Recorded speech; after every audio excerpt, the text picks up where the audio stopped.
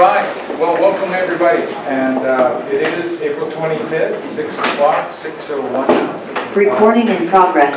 We are going to begin the Elk Creek Fire Protection District Board of Directors meeting. You can see, as we call to order, that we normally start off with the Pledge of Allegiance. I would ask that you all rise and join Captain Weinfeld as he leads us in this month's pledge.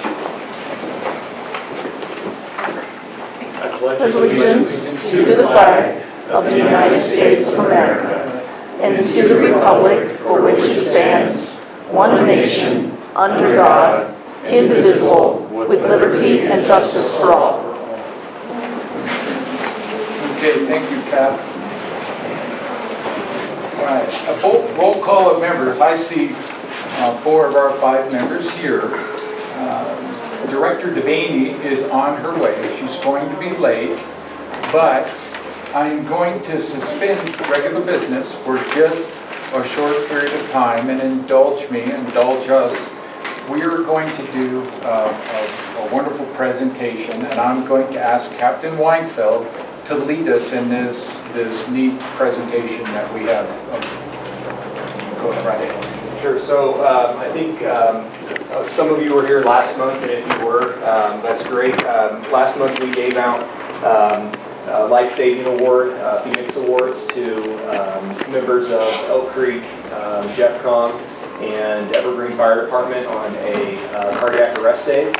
And as you guys probably may or may not know, this doesn't happen very often, especially up in the mountains where we have longer response times. So this is a pretty big deal. We have another one to present this month. I promise you it doesn't happen regularly like this every month. But we want to recognize these guys for the good work that they do when these events happen. So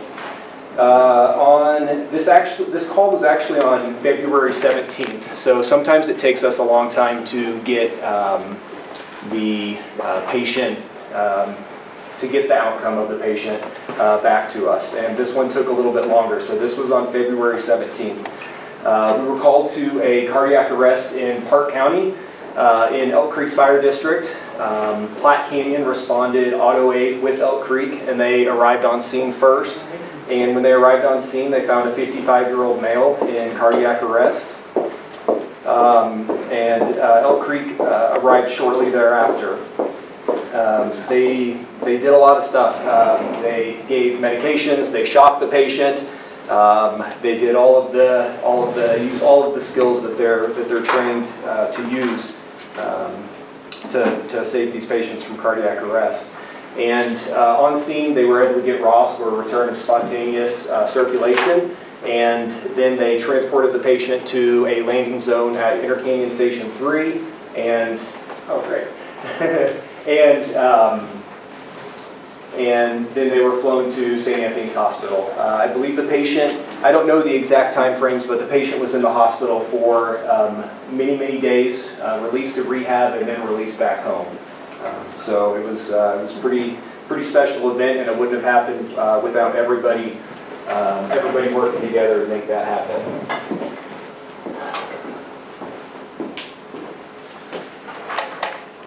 So real quick, this Phoenix Award is a life-saving commendation award to personnel directly involved in the successful resuscitation efforts of a pulseless and apneic patient while operating in the field in a pre-hospital setting. Today's recipients of the Phoenix Life Saving Award demonstrated professionalism, competency, and teamwork. Because of their efforts, interventions, and skills, the patient was discharged from the hospital with little to no neurological or physiological deficits. Therefore, we are honored to present each of them with the Phoenix Life Saving and Commendation Award. Okay, so first, I think I'll just do Audrey from Jeffcom. Sorry, I haven't met you before. But, no, yeah.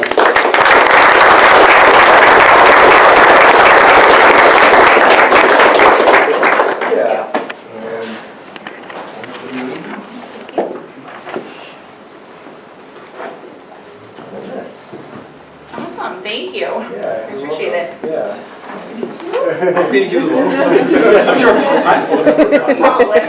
I'm Jesse. I've been Nice to emailing. meet you. Yeah, no, nice to meet you. Thank you. I appreciate it. Yeah, so It's crazy. thank you so much. Without you guys, none of this, Yeah, we this wouldn't do works at anything. all. So, yeah, we amazing. really appreciate the work that you do. Yeah, of course. Thank you guys. Can we get a quick picture, real quick, just standing together? Sure. You gotta get it. You gotta be. Like hold this. Yeah. Oh, wait. Oh, wait. Oh, we Oh. so many. We do all of them, it's all good. There you go. Sounds good. Thank you guys.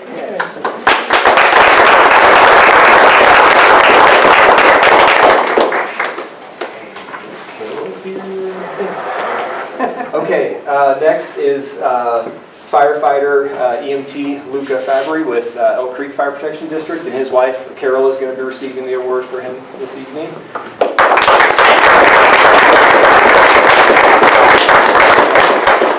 Special note about Luca. Yes. Luca has been on the department 20 years. 20 years. And we gave him one of these awards at our banquet last December, and I don't remember how many Life Save awards he has, but probably the most in the department. So, yeah, I think it's like 4. So, Wow. yeah. So, thank you.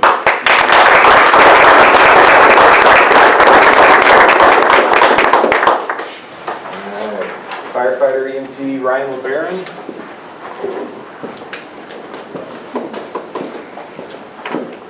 Thanks, Scott.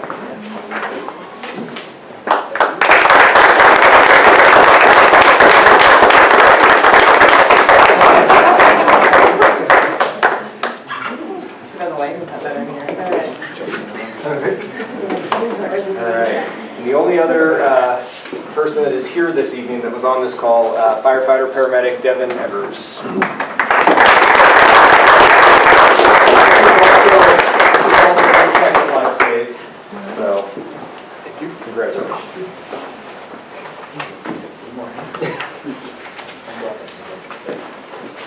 With a picture? Look Oh, over wait, here. oh, Whatever, we all love it. Awesome.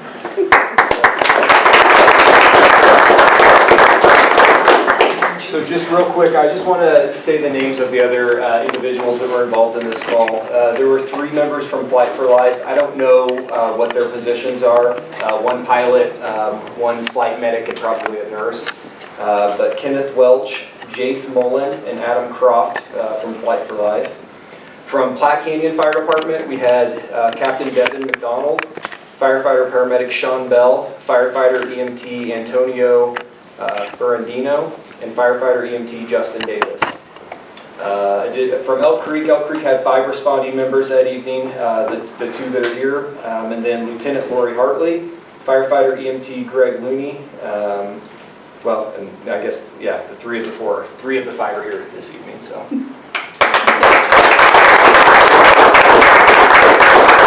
Thank you guys for your time again, it is greatly appreciated.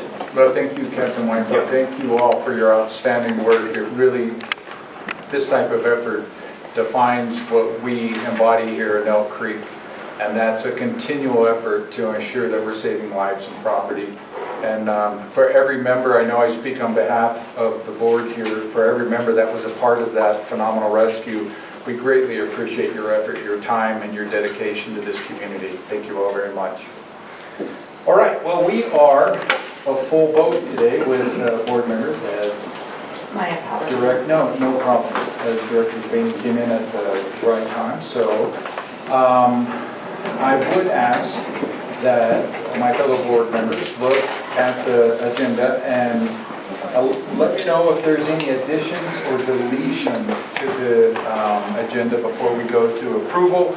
What I will say is the first item of new business will be a brief presentation from, I would like to add a brief presentation from Local 4710. We have Secretary Treasurer Urban and President Scott, are you going to step up with them? No? Okay, so President or Secretary Treasurer Urban would like to make a brief presentation. And I've talked to Director Newby, so we're going to bump down his addition. any other additions or deletions to the agenda? Any other additions, deletions? Last time. Then we'll approve, I'll take a motion to approve the agenda just to keep things safe. Any Motion to approve as modified. Second? Second. Second by Director Woods, all in favor? Aye. That motion carries. Then we will review the regular meeting minutes from March 2024. If you guys, I know we've had a chance to look at it, but just one quick cursory look at it to see if there's anything else that we're missing.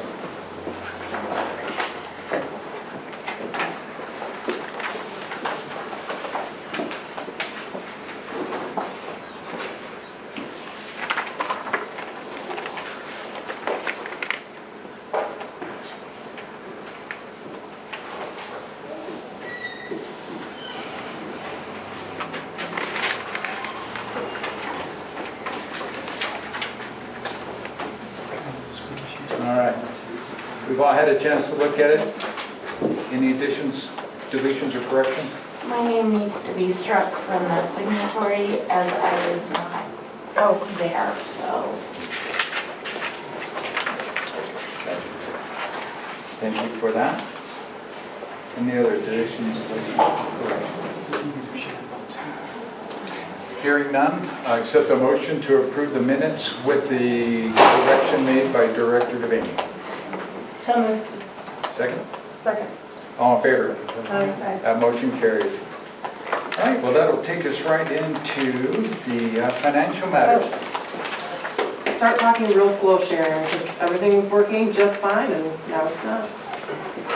Okay. We're trying to get your How sides up. slow do I need to Okay, well, today, as Director Fixer said, is October 25th, April 25th. Reporting that I'll be doing is for March 2024. The report produced for March would have been produced on or about the 5th of April. So there could be additions to April numbers that I didn't. I really like the scene. That's your report right there. I like it. It's nice. It's like showing waves, maybe? Wine country? Where is it? Aha! Next slide. We already covered this. I don't even know how I picked it. So, I'm going to stand over here, maybe. You've got your AI. I know it's like a jump rope. Okay. It's just gonna write what you say in case anybody needs that. Okay, 2024 revenue budget was $7,001,515. Current revenue as of March 31st was $2,019,854. That reflects the first payment that we've received from Jefferson and Park County. We will actually be receiving more money from them.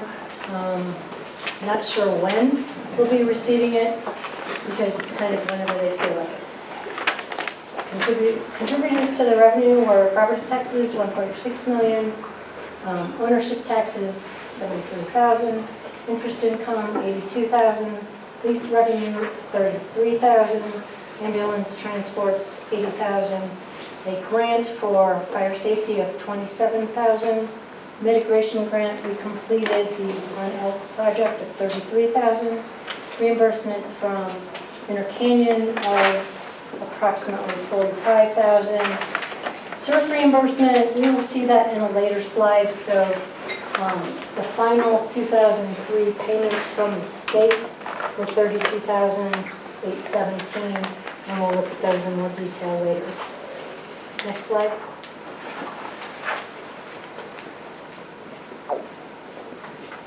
Okay. Expense budget for 2024, $6,370,604. Expense actuals are at this point $1,224,226. Expense budget $1,117,266. There were in the first quarter, March, quite a few training classes medical exams for all of staff at Elm Creek, and wages for individuals for whom we will receive grants. So that's included in the actions. Next slide. Year-to-date net income is forecasted to be $630,911. Last year's net income was $644,760. So we are flat this year from a net income standpoint.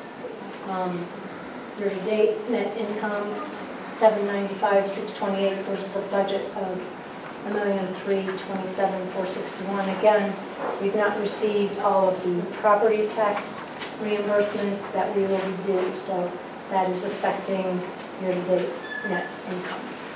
Next slide. Chair, Director Woods, what percentage have we received so far? And then when do we expect to receive the I don't know when balance? we're going to receive the rest of it. No, There were that's two- 1%. What percentage Have we received? Yes. Really? Like as of, Is that what you asked for? 30%? It's right. No, we've It's on the received tax more than report. 30%. Through March 31st, it looks like 35.5% from Jeffco and 34.23% from So Park. about 30? Yeah. Okay, thank you. I haven't looked at the financials, obviously. Getting. Okay, actual year-to-date labor net of CERF. So again, this is people working here, not people working out of district. Year-to-date budget, year-to-date budget all year was $4,535,365. Wait a minute, talking property tax. Next slide, sorry. I'm on the next slide. that one? Yeah, that one's fine. This is just kind of showing what the monthly property tax revenue. We did not hit the month-to-date budget, again, because we have not received all of the monies that are due us. It's a little less than 500,000, I believe, that we're still due to state property tax adjustments. Next slide. So, budget for labor without CERF, which would be the out-of-district fires that we fight, $2,935,946. Current year-to-date budget for March 31st, $637,406. We're at $787,454. Part of what we're not seeing here are the grant revenues that we will receive for individuals that are working here. And that goes in revenue, not expenses. And I think, Barb, we're making adjustments to some of the budget numbers. Next slide.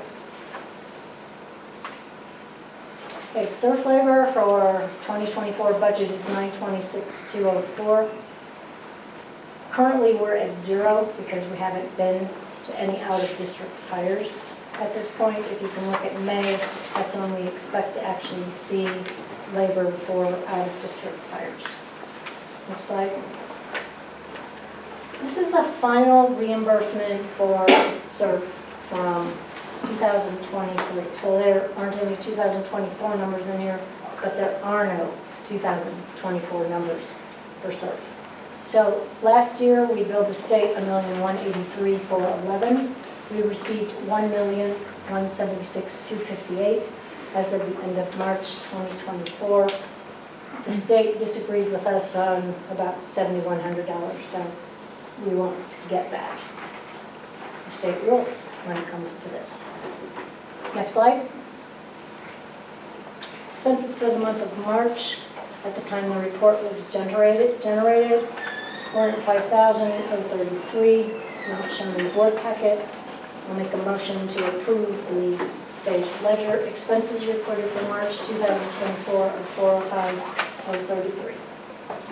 Director Woods made a motion. Is there a second on her motion? Second. Second. Any discussion on the motion accepting the Sage Financial Ledger expenses recorded for March 2024 of $405,033? I have a question. clarification, I have some questions on the financial report. Do you want to do that with this piece, or do you want to do it as a separate conversation Well, prior to the motion? there's a motion to accept the expenses. Would it change the motion made? No, I just want clarification on expenses. Okay, let's discuss that after we discuss the motion. Is there any other discussion on the motion of accepting $405,033 as expenses? Hearing none, call the question. All in favor? Aye. Aye. All right, the motion carries. All right, Director Devine, do you have some questions for? Yeah, just Director for- Woods? Well, yeah, it's for whomever can answer, whether it's Chief Ware or Barbara or Director Woods. Thank you, by the way, this is spectacular. I love the budget and the percentages, and this is awesome, and thank you so very much. I know that, yeah, and thank you. I don't see her. Yeah, where'd you go? Thank you very much, Barbara. If I'm just really looking for clarification and just on what some of the coding is. Looking at page 1, uncollectible accounts under expense administration. It shows year-to-date so far we've got about 9,000 in that. We expect about 50,000. What is that?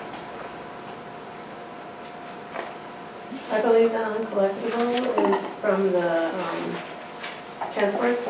Those are the EMS write-offs. Okay, Yeah, so EMS that don't get, either people can't afford to pay, don't pay. Medicare write-off. I was gonna say, yes, the Okay. Medicare, because that's paying right around 25 cents on the dollar, give or take. Okay. Yeah. I figured that's what that was, but I just wanted to, And touch point. if I remember, that's been an issue as long as I've been a board member. I think that we it's- have had It's- just the ability to collect on some of those, where the cost of trying to get the collection is more than the actual monies that we might receive. I That's- remember you and Chief McLaughlin talking. That's correct. We actually looked at using a collection agency. That was what this district did a number of years ago. And what ended up happening was kind of a numbers game, because we were getting, I think, 91%. We had one of the best collection rates in the state. But what we were actually getting out of it is we were ended up getting maybe 10 cents on the dollar using this collection agency. And everybody was going to collections, and we have some people here that can't afford ambulances. And it kind of, Chief McLaughlin carried it on that he didn't feel, and I agree with him, that it's not necessarily fair to some people. If they have nothing and they genuinely needed an ambulance, why are we adding to the burden. collections? Because we're adding a significant burden to them for this. And so that's kind of what it was. And that slowed down a lot of it, it's just the Medicaid. You know. No, that's fine. I know Medicaid and Medicare there's a forced write-off Yeah, there's a for a chunk lot of of it. them. Now, they did have that new plan a couple years ago where we can actually submit and we get reimbursed. I think last year we got 80,000 bucks, somewhere around there. They have an algorithm, we put everything in, all of our transports, and they figure out what they're gonna pay us to offset that. It was a state program that I wanna say 2 years ago, together, maybe 3 years ago. We haven't heard anything about this year, hopefully it's still in play, but that helps offset it. That's fantastic. Yeah, no, I was assuming that's what it was referencing. I just wanted to make sure. Same page under revenues, lease revenue. I'm guessing based off the number of previous conversations you and I have had, this is with regards to the tower leases? Yep, Okay. yeah. Did they ever, you didn't sign the modified contract, did you? We eventually did. Are we- It kept going, and it was getting to the point that they were just gonna, it was kind of a game. And Yeah. I wanted to keep it going. I didn't want to run the risk of them not using it. No, Low probability, but, Yeah, so we but did it's take, not worth it. I think, what, a 15% decrease, somewhere around there. We did Okay. take a decrease in it, but we have that lease for another 5 years, I believe. That's awesome. Looking at page 2, and I've noticed this line item on all of the wage expense, is the unemployment insurance. We are over budget on that in its first quarter. can you just explain, or is this, like we're looking at, I mean, it's 95.2, 104.22. It's a low dollar amount, but is it SUI? Is this who we're paying? Yeah, the state unemployment. So it's going to SUI. And do we, so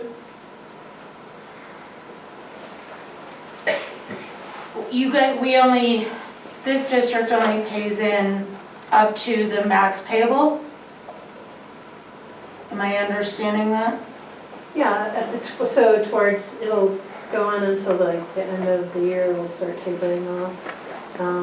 But I've been having problems with paychecks, actually paying the unemployment. So I'm not sure if that is just the cost of it or if there's fees involved in it. Like I said, I'm fighting with paychecks because I got a notice from the state, and so I'm following up with paychecks to find out what's going on with that. But, yeah. Being a quasi-municipal, there's different rules for state unemployment insurance that most paycheck companies don't understand. So just an advice, the state unemployment office is really good at helping you walk through that. The number seems low to me because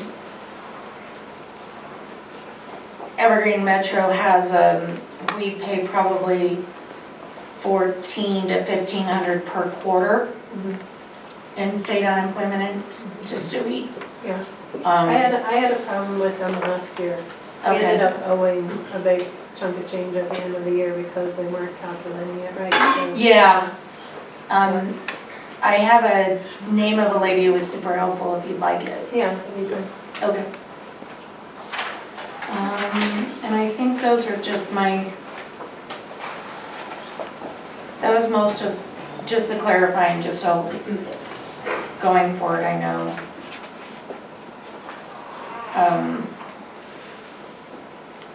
You had mentioned, Sharon, that you were making adjustments to the budget numbers? Probably making adjustments to the expense budget numbers.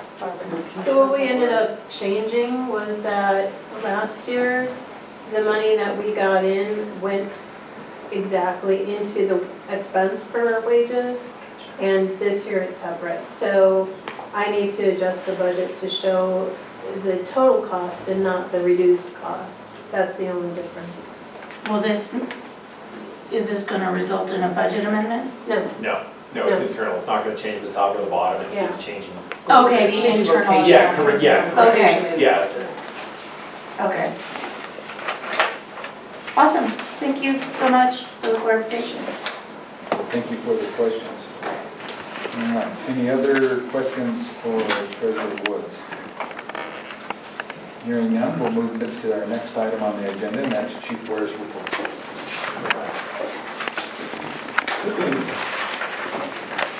March was a very busy month for members of Elk Creek. First week of March, we implemented a new physical program, a health screening for all members, employees, volunteers, everybody who works here had to go through it. First time we've been able to implement a wellness exam of this scope. The screenings included cancer and cardiac screenings, which are two of the largest health risks that firefighters face today. Spring is unfolding across Front Range. Weather played a significant role in our response. We had a storm that I'm sure everybody's aware of. It dropped a little over 4 feet in parts of the district. Led to a number of challenges while responding to calls. One call was over 5 hours for a critically ill patient. It included, we had apparatus stuck in snow, we had snow plows from Road and Bridge stuck in snow. We ended up getting Road and Bridge with a blade, a road grader to come out, and they were the ones who were actually able to open up the road. And the critically ill patient was transported to the hospital alive, which was due to the hard work of the individuals who were on that call. Chipping program opened, it was full in a couple hours. We've implemented a new app that streamlines the process, and we have received quite a bit of feedback from residents that it was much smoother and easier for people to register. And the app will also allow a better interface with residents who registered with notifications when the chipping in their planning unit will be done. We're trying to do better with communication to people that have registered for the program.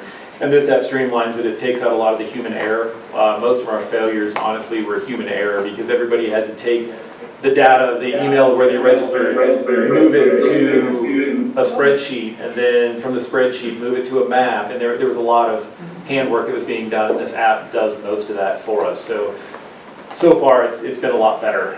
And then, same lines, the Wildland Division was busy during the month. They took advantage of all the snowfall, burned a lot of piles on some of the mitigation projects. They are within 1 day's work of completing the large-scale mitigation project at the preserve. A few more piles to treat, but they ran out of snow, which ended that. Volunteer firefighters had 329 hours of staffing at Station 1. We averaged 3.5 members per call, and 16% of the calls overlapped. 15 calls. Average response time is 12:13, and that is obviously up from our normal response time, and that is due to the snow. The long call kind of did not help that. We had, out of response, nothing really out of the ordinary. We had 100 calls, which was last year. For the same month, we had 83. Mutual aid, we had mutual aid 7 times. That's when mutual aid is provided to us. And transports, even though the calls were up, our transports are still trending on the lower side with 29 transports. We had 407 hours of training for the month. We had all of our firefighters complete the wildland refresher training, RT-130 every year. All red carded wildland firefighters have to go through that training. And got all that done, and this month we're getting all of our PAC tests, which are the physical tests, completed. Fire prevention, 12 inspections, 23 letters and county referrals, 9 plan reviews. And the driver's ed program we spoke about last month, 12 Conifer students have submitted applications for the driver's ed program. It's pretty exciting. Most of the people in it are from Conifer, which I think is due to Fire Marshal Rush's work out there, which is great. Chief, Yes, yes, sir. could you explain what that program is for those of us who do not know? Well, so everybody has to take a class now for driver's ed. It's very different than when I was in high school. It's the class that I took in school, but now they have a class that, parents have to pay for, students have to pay for the class, and this program actually offsets that scholarship program, so it covers the fee of that class. So how does the department involve? Rachel Rush is part of RETAC, so Rachel Rush is part of the program. She's been pushing it out to the schools. So basically just on the pub ed component, that's about the only, that's kind of where we are. Fire Marshal Rush is on RETAC and is part of that community project. So we provide a scholarship for the 12 applicants, and they get to go use that Yeah. at one of the driving schools? Yep. That's awesome. Yeah. It is. We also had a couple Girl Scout pub ed events. Thanks Kelsey McCauley for doing first aid at Marchdale.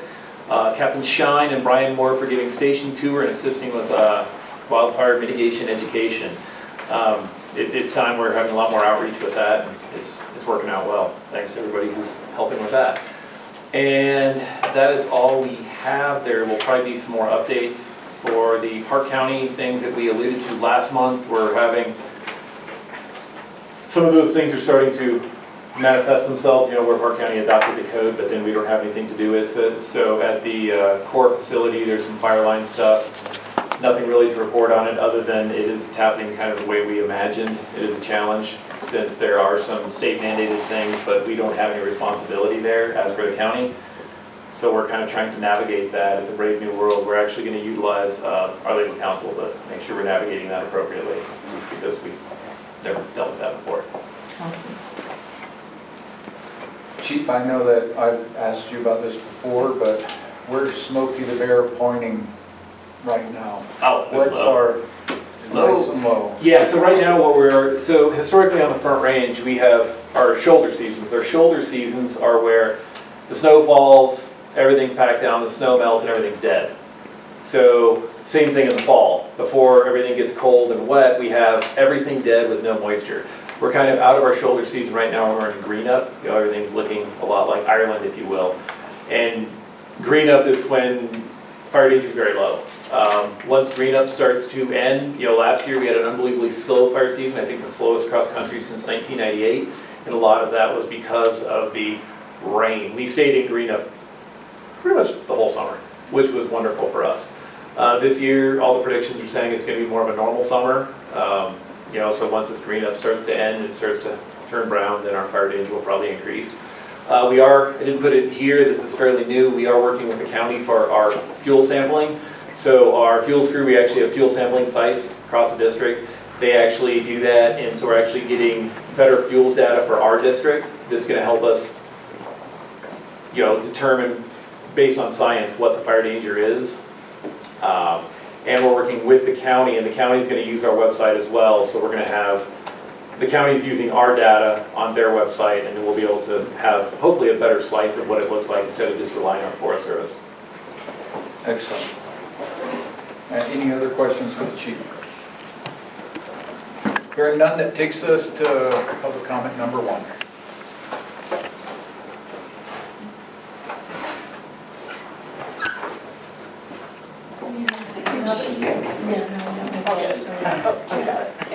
Thank you. Thank you, Ms. Parker. All right.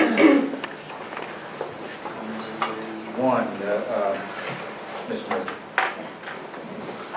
I'm Barbara Moss Murphy at 28942 Shadow Mountain Drive. Tonight, I will begin to address the impacts a commercial development such as the proposed bike park will have on our emergency medical services. Development should not endanger the health and safety of our local residents. Shadow Mountain Drive is narrow and windy with multiple blind curves and limited shoulders. There is no margin of error, and that is why historically many of the crashes involve only one car. For the last 10 years, our road has been included in Jefferson County's crash analysis report because of the number of crashes and 3 fatalities. The most dangerous road segment on Shadow Mountain Drive is the first 2 miles from Highway 73. The proposed bike park is 1.9 miles up the road. We currently have 2,666 cars a day, with 98% of people going over the 30 miles per hour speed limit. The proposed bike park would add over 1,000 additional cars a day, trips in and out. Our district ambulances average 30 to 40 runs per month. The proposed bike park would add at least 15 runs. Significant common downhill injuries such as broken bones, concussions, internal bleeding, organ damage, and spinal injuries cannot be treated solely by a paramedic at the proposed bike park. An ambulance will be needed. We have 37 minutes to the nearest hospital in good weather, and that is with no traffic. Every time an ambulance serves the bike park, our residents will be potentially denied EMS for at least 2 hours. Elk Creek Fire Protection District will receive no monies in the form of a mill levy. Our fire district would have to extract a one-time significant impact fee from the bike park applicants, or our community's excellent EMS services would be compromised. This is simply not fair. Who is going to cover the salaries of the firefighters and paramedics needed to operate this new equipment? It should be the applicants, but most likely that will fall back on us, the taxpayers. 30 seconds. Please also understand that nearly 6,000 individuals have already signed our petition. Many are local residents who understand the impact of emergency medical services. One of our petition signers wrote, and it stuck with me, just one time a resident dies in their home because an ambulance is responding to an injury at the proposed bike park. Just one time a resident is injured or killed by the increased traffic on Shadow Mountain Drive. And what if, just one time, that resident is a child at one of our school bus stops along that 2-mile stretch of road? Thank you very much. Thank you. Mr. Lewis.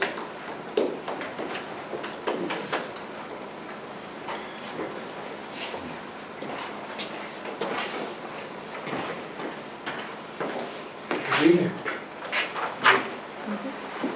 I'd like to thank my partner Barbara for presenting half of what I was going to say, so I'll make my job a lot easier. John Lewis, 9225 Jill Drive, Conifer, 25-year resident.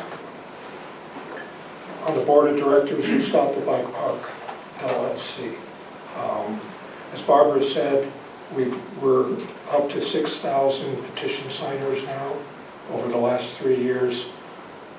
3/4 of those petition signers live in Elk Creek Fire District.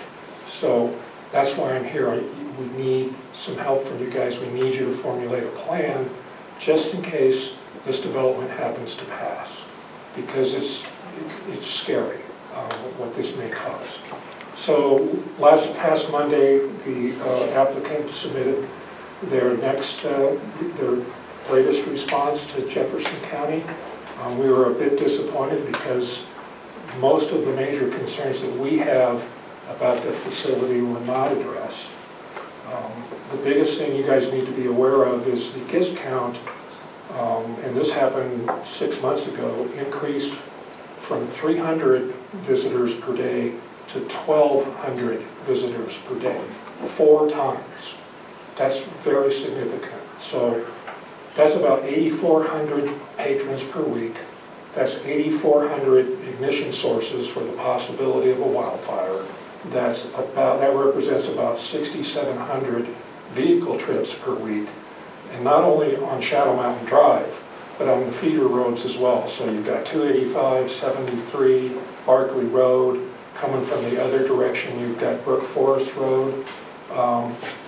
My question is, how are you guys going to handle the crashes and the injuries that are produced by all of these people?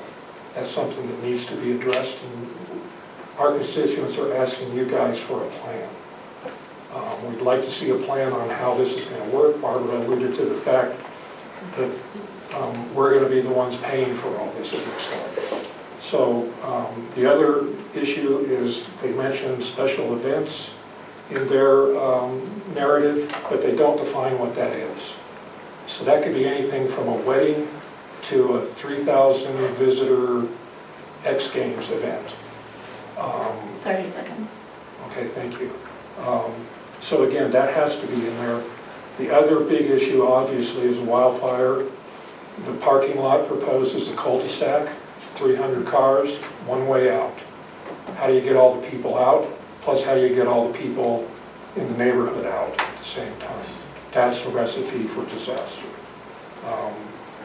Who dies because you guys can't respond like you do today because of the extra business from the bike park? That's my point. We need a plan. Thank you. I'm happy to meet with you guys to help. Thank you. Mr. Whitehead.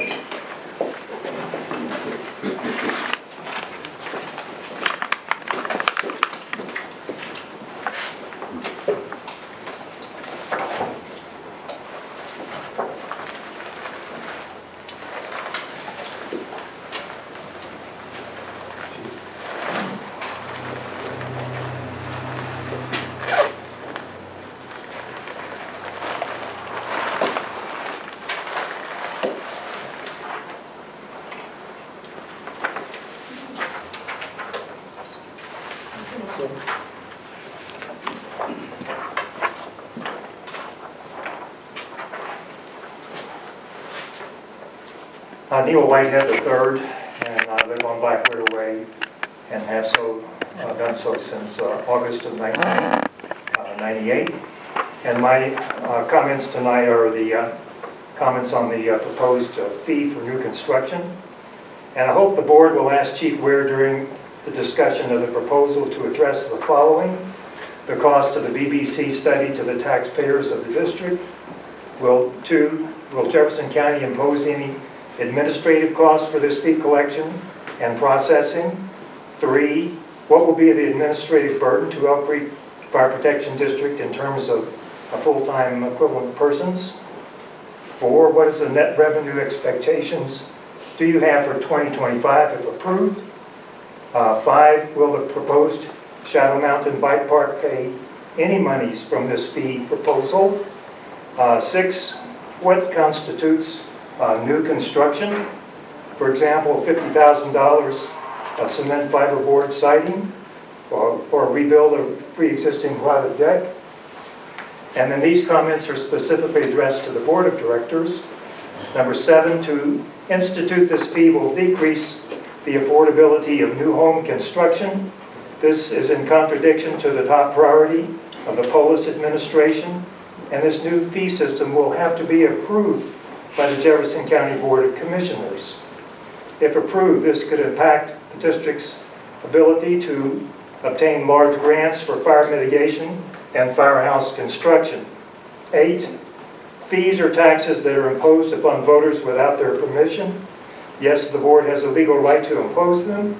However, I believe by imposing this fee, you will lessen the chances that the voters will vote to consolidate with the North Fork and Inter Canyon Fire Protection Districts when the matter is put before the voters for a second time.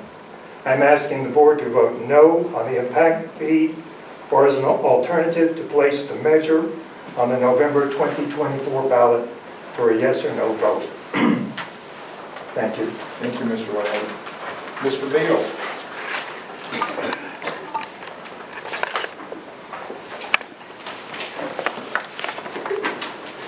Hey, good evening. My name is Al Leo. I live at 19293 Silver Ranch Road. I'm a resident in the Elk Creek Fire Protection District. I want to let the board know that I've received overwhelmingly positive feedback from residents in the Fire Protection District that the Conifer Wildland Division is offering the chipping program again in 2024. I want to thank the Conifer Wildland Division and Chief Ware for having the vision and the insight to offer this valuable program to the community again.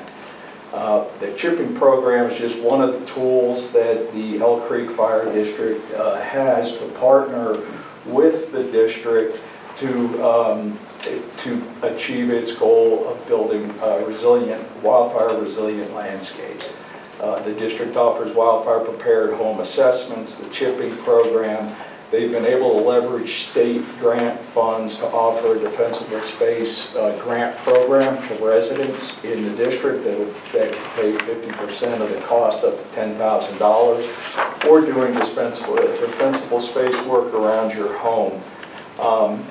Offer a community ambassador program which spearheads community wildfire risk reduction education and organizes community mitigation projects among the residents in those areas. In addition to that, they're always looking for opportunities for further grant monies and partnering with Open Space, Jeffco, the Upper South Platte Partnership. I think the district and the board needs to be aware of everything that they're doing to help us in that area. Along with being a beautiful place to live, Conifer is also one of the highest wildfire risk areas in the nation and the state. The Elk Creek Fire District has programs to help us reduce our wildfire risk and be prepared when a wildfire happens. Sustainable funding is key to keeping and expanding these much needed programs. I hope the Conifer Wildland Division and the Fire District are able to continue to grow these programs as we face challenges that the near future brings. We've got an increasing population. We have an increasingly aging population, me included. We've got increasing wildfire risk and falling rates of volunteerism. We must be prepared for the future. Thank you. Thank you very much, Mr. Leo. And Ms. Burdett? Good evening, my name is Amy Burdett, and I'm at 34538 Cedar Lane, and I'm a resident of the Elk Creek Fire Protection District. I emailed the board in March because the March meeting was my first meeting. I emailed you some comments, and I'd like to read them for the record. Your guidelines for rules for public comment state that the first public comment period address items specific to the agenda.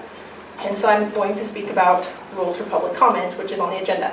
The comment period sign-up sheet asks for address, and many of us have said our address out loud, but I've noticed that many people don't want to give their address specifically.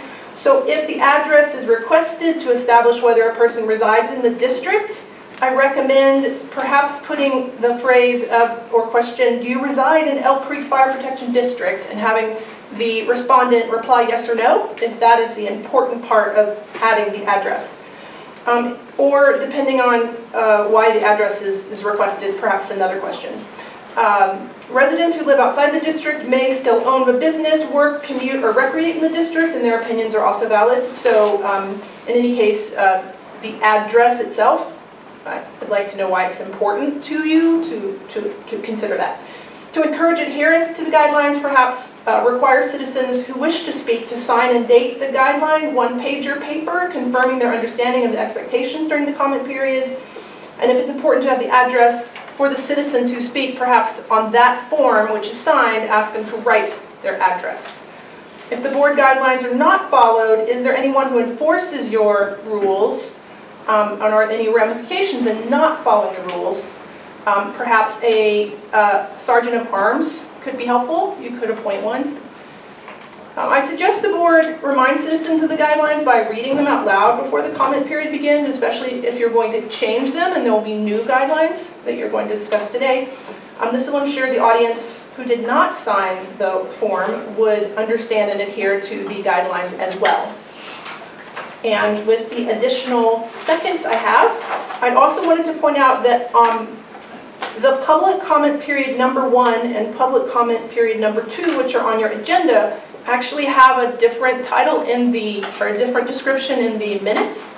So the first comment is matters before the board, instead of just number 1 on the sign-up sheet. I think it says matters before the board, but anyway, on your agenda it just says number 1, as in 2 comment periods that are the same. And public comment period number 2 on the agenda in your notes or in your record is actually new topics of discussion. So perhaps being more consistent with that and having people adhere to that will give you a better outcome for your public comment period.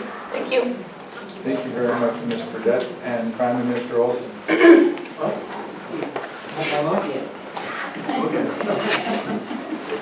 So I want to continue on my discussion of transparency. Mr. Olson, I just would... Okay, here we go. I would just be remiss if I would say I would ask you to be respectful. Yes, Okay, yes, thank oh, you. absolutely. Okay, thank you very much.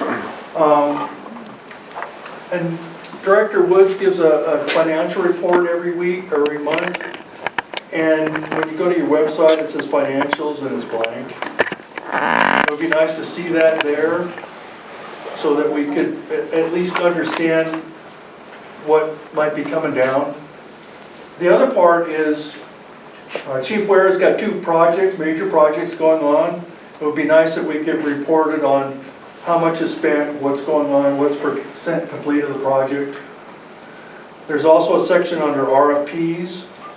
There's no RFPs there, and I know he had 2 RFPs for those 2 projects. It'd be nice to see those while work's going on so we can understand where the project's going. I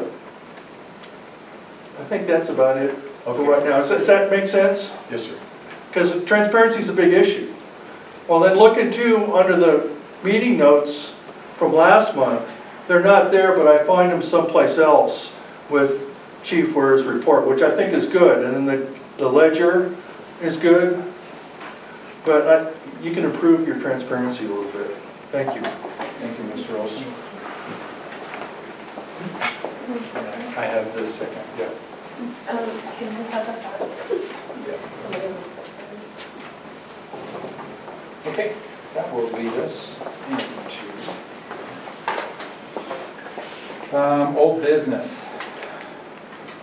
The first item, rules for public comment. This is going to be more of an update, and I will apologize, but I had to do some quick travel, and I was unable to, I'm going to ask that the board members postpone a needed executive session for us to have discussions about the very issues that are being brought not only from the public, but from our fellow board members.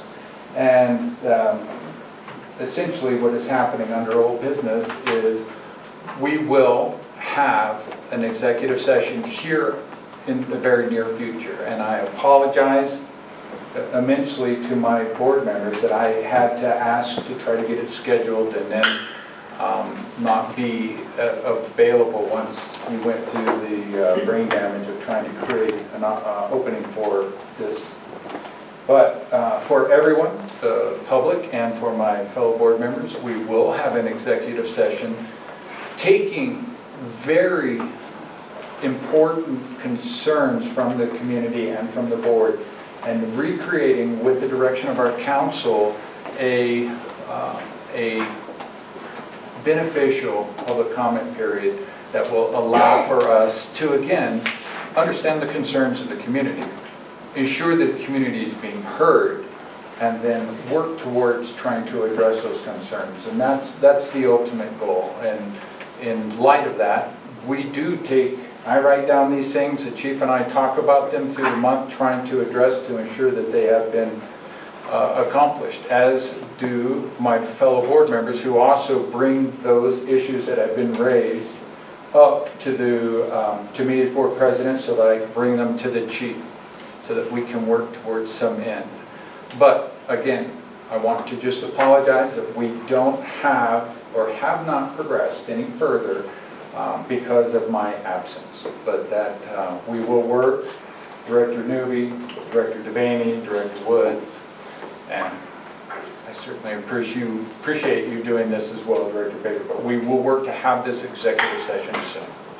Is there any comments that my fellow directors would like to make in relation to public comment? Well, I think public comment is very, very important.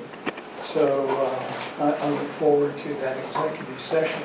And so that we can take the public's position on board. Thank you very much, Director Newby. Any other comments? All right, well, that'll lead us into the discussion of the impact fee study draft.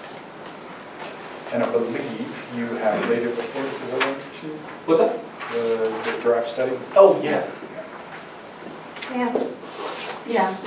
Perfect, we got them. Yep. Awesome. So a little background on this. I can actually answer some of Mr. White's comments here.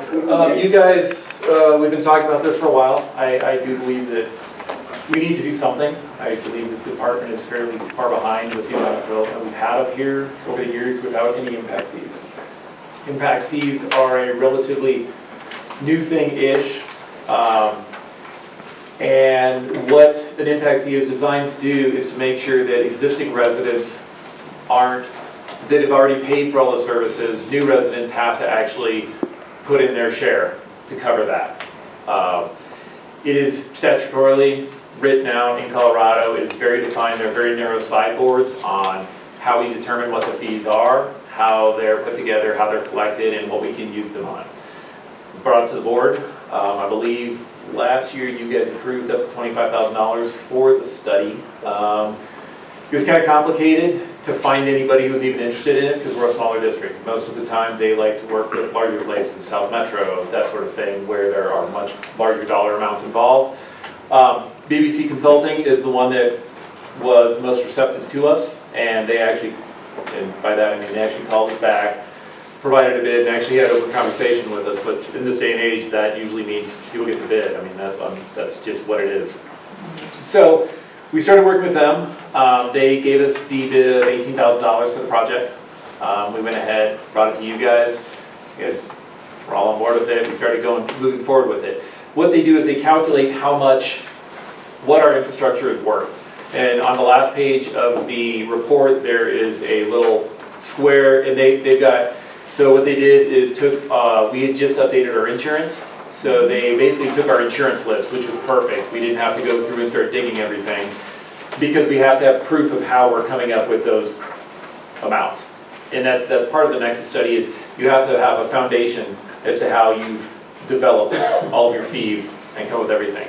So on the back end of it, our value of fire infrastructure is approximately $17 million. That's what they came up with. And then, so this is on the back end. Anyway, they run all this through an algorithm, a formula, and then what they come up with is what the impact fee by land use. So it's defined by land use. Residential is different than commercial, then multiple family is different than residential. The other thing that we did add was large residential. And so we're trying to find a breakover with that. In the building code, residential building code, 3,600 feet is the breakover for large and small. So any residential dwelling underneath 3,600 square feet is smaller per se. Anything 3,601 is over. And what that does, it's a breakover for sprinkler systems. It's a different kind of sprinkler system you need in the larger house. Since they're using that for sprinklers, we figured that was, after talking to Fire Marshal Rush and looking what we have, we don't have any houses that are 3,601 square feet. They're either 9,000 square feet or 2,500 square feet. So where we came up with that is, and we have had some of these fires, a house that is, I think we had one that was 8,500 square feet, and that is a very complex fire. It takes a lot of resources. It has a much higher impact than a more moderately sized house. So we added that. That was outside of the scope. We went back on the draft and they added that in there. Also for multiple family residences, so apartments, condos, whatever, there is a fee assigned to that. That's a little bit lower because obviously there's a handful of them in there. And then commercial. So commercial is addressed by the square foot. And that's kind of what we have. Tonight, what I'm hoping is this body can discuss this and decide if they want to move forward with it, what they want to do with it. What I would like to do is, after the discussion tonight, go back to the consultant, work on this, and then hopefully at the next board meeting, the way we implement this is the board makes a resolution to utilize the impact fees. Then once the board makes the resolution, it's just like fire code, once the board does that, then we bring it to the county commissioners and they either approve it or not. You know, they may not approve it, and then this is all for naught. And that's a component of that, but it's the same way with building code. And so that's kind of the history and the background on this. And this is the first draft, close to the final draft that I was getting you guys. I didn't see a lot of point while we were working on it for you guys to have it, but I don't want to waste anybody's time when we're talking about minutia. Yeah, there's no need for us to wordsmith it. Specifically, so one of the reasons we went into this specifically was talking about the bike park. Yes. Based off of BBC's evaluation, what would be the fee for the bike park? The bike How park, would that be calculated? the bike park is a different critter, if you will. Because, so the bike park is an anomaly since It's more land use than... it's land use. Land use is not defined directly with the impact fee. All the things with the bike park are the same things people brought up with Staunton. So what this falls is covered area. And we still haven't seen any elevations. We still don't really actually know what sort of covered area they're going to build there, per se. I mean, whatever it's going to be, the small pro shop, the whatever clubhouse, you know, I know it's significantly downsized. But the other component of that is, we've talked with Camille, there is PILT, which is payment in lieu of taxes. Which is what some federal and state lands can pay. So that's something that we have to explore to see if that falls under this, because the direct impact fee does not address special land use. And the sideboards, we talked about the consultant as well as our legal counsel, John Camille. He's on the Zoom, he can help field these. There's not a direct thing in impact fees that we can assess on the bike park through this. Only that one sliver of the covered area. Okay. But the rest of it as we move forward is PILT and some of the other avenues that we have. Because I realize it will create an impact, but we have to stay within the sideboards of the law. And with impact fees, it's very defined. Couple other things about this. So we average between 20 and 25 new homes in our district a year. So at $2,500, it's right around $65,000-ish, you know, give or take. So it's not big money per se, but that is going to offset the cost of the study. We can start putting that away and utilizing it. So you can only utilize the fees for capital improvements. Capital is defined in this sense by something that lasts more than 5 years. What a lot of fire departments do is use it for bunker gear, SCBA. Some of they're not consumables, but we go through them a lot. They just get worn out. And so that's what a lot of fire departments will use Drugs, these monies for. Yeah. Capital investment. Yeah. Yeah, I mean, yeah. So I had a question. So do fire engines and ambulances count as? Yes. So we could buy? Yep, yes. Did you have additional questions? No, my I wanted clarification that, having read this study and kind of done a deeper dive into tax law about this, that was my first question, is how does this impact the bike park? And it doesn't, is the reality. And that was something that we learned moving through the project. You know, I had done some research on it, but you've obviously seen that as well. Yeah. I have a question on that, because as I read the law, so the way I read this study is the way the study describes impact fees is it talks about customary practice as to how most districts design an impact fee regime, if you will. Okay. But when you read the law, or as I read the law, and maybe Mr. Camille can correct me here, is that the Colorado law does allow the fire district to assess impact fees based on the actual infrastructure costs that a development would bring to the district. So it's clear that the bike park is, yes, land usage, trail usage, and et cetera. So there's not a lot of buildings to defend, but there is land area that needs to be defended, and certainly people on trails and so forth. So the way I read the law is that the district would be able to design an impact fee regime that would cover the costs, for example, of emergency medical services, rescue services, off the mountain, and so forth. So maybe Mr. Camille Yeah, I've got him comment. on. He should be ready to go, Director Newby. Say again? Yeah, and I'll defer that to Mr. Camille. Yeah. John, are you on? Good evening, board. Can you all hear me? Yeah. Yep. Clear. Yes, my apologies for not being able to be there in person. But yeah, I mean, I think there's two component pieces to that question, Director Newby. One of them is the kind of more rigid legal restriction, is that restriction on what they can be spent on. So they can't be spent on, for example, like personnel costs. So you can use them to, like, for example, purchase another ambulance. You know, if you can kind of distill it down to, you know, this development would cause, you know, this amount of increase, and you could design a fee for it. The primary legal restriction is that, yeah, you could buy the ambulance, but you wouldn't be able to use the impact fee revenue to actually staff it. You know, so it doesn't cover the full scope in that sense of, like, just putting a whole nother unit in service, you know, to, you know, meet the demand potentially of that development. So that's kind of the one more practical consideration, is that it is very strictly limited to that capital resource that exceeds 5 years of useful life.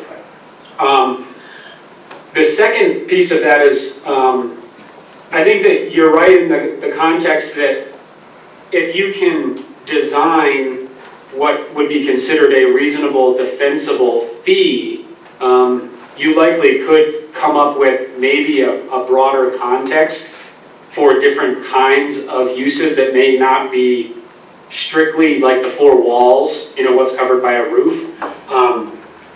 I'll say I'm not aware of any of these studies ever having gone to that, you know, point. They've all been consistent with this, you know, draft study, which is, you know, it's really the structural impact. And again, for the most part, the intent of impact fees, which are fairly new in the fire district context, but in the municipality and particularly in the sanitation and water context, have been around for a long time, and that's usually what you hear referred to as a tap fee. So that one-time initial tap fee that you pay to a water district or a sanitation district is considered a type of impact fee, and that's really intended to offset the cost of adding a customer to the entire system. So again, fire service is a little bit different because you can have different kinds of impacts. But that is to say that, and there's a primary case on it in Colorado that went to the Colorado Supreme Court that actually dealt with the sanitation tap fees. And that's kind of where this has been built from. So in general, it's been... You're good, John. So that's where the kind of primary outgrowth of this idea of what a kind of defensible fee is from.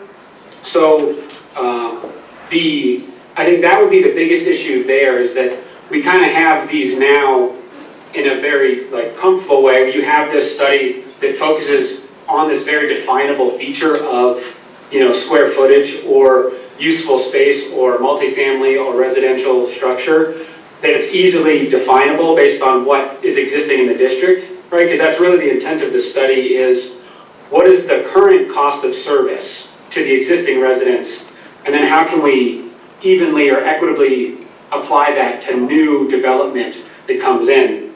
So I think that's a harder question for these kind of unique uses, particularly when you don't have covered area.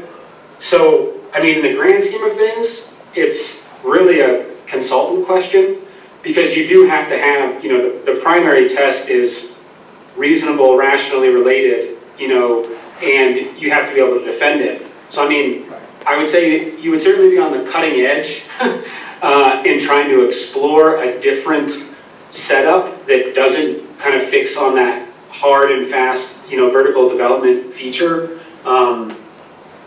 So that's kind of, I think, where it sits, is there a way to define it functionally?